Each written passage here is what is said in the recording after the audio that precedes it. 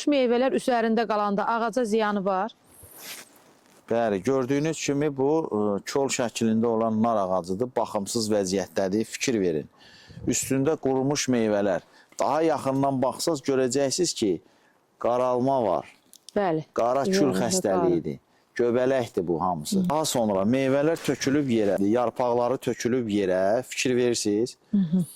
Və meyvələr altdadır. Artıq çürümə gedir, çürümə və kiflənmə.